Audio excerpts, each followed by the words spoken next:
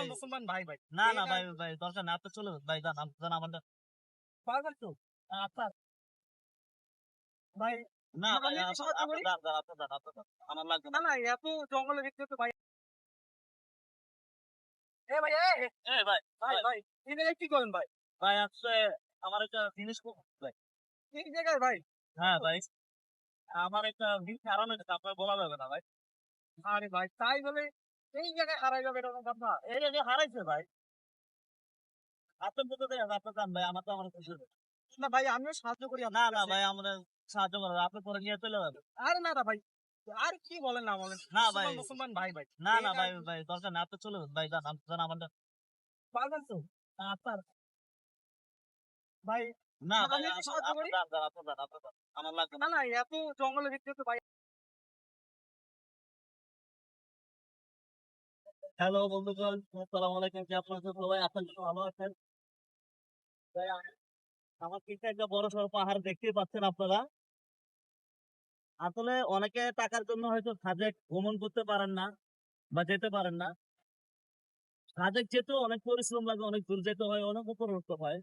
আর একটা কথাই আছে প্রবাদে যে সফলতার সবসময় পাহাড়টা উঁচুই হয়।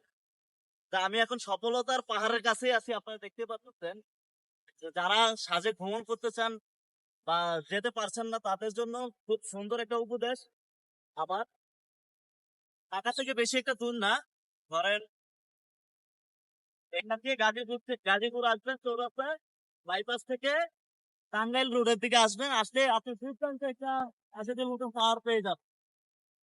আর এই পাহাড়ের মূলত শুধু একটা জিনিস পাবেন না, পাহাড়ের সাথে সাথে আপনারা একটা ভালো ভিউ আর একটা গান সুগারন পাবেন। যারা মিষ্টিতে ফ্রিতে গান খেতে চান তাহলে এখানে চলে আসতে পারে। এবং গানটা সুস্বাস্থ্য এবং হেলদি, যারা মানে একবার পাবেন তারা বুঝতে পারবেন যে কতটা ফ্রেশ। আর তো আমাদের দেশের দেখতেই পারতেছেন, এটা আপনারা হয়তো দেখে বুঝতে পারতেছেন এটা কিসের পাহাড়, আমার বলার কিছু নাই।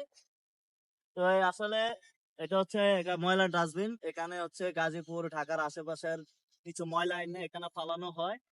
তা আপনারা দেখতে পাচ্ছেন আসলে একটা হাইওয়ের সামনে আমাদের এই বর্জ্যগুলো যদি সামনে দিকে কোনো অপসারণ করে আরো দূরে নেওয়া যায়, আর এই বর্জ্যগুলো থেকে যদি একটা ব্যবস্থা করা যায়, তার মানে দেশের কিছু একটা মনে হয় অগ্রযাত্রা আরো বেড়ে যেতে পারে।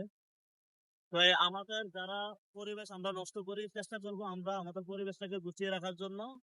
প্লাস আমাদের যে ময়লা আবর্জনা বাড়ি আসতে থাকা নেই,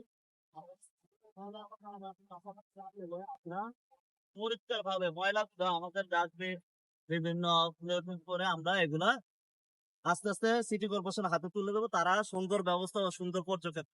আমাদের পরিবেশ আসলে আমরাই রক্ষা করতে হবে, কারণ আপনার ঘরের বিছানা যদি আপনার সুন্দর না থাকে আপনি আসলে ঘুমাতে পারবেন না। এরকম দেশ যদি সুন্দর না থাকে আপনি আগাইতে পারবেন না।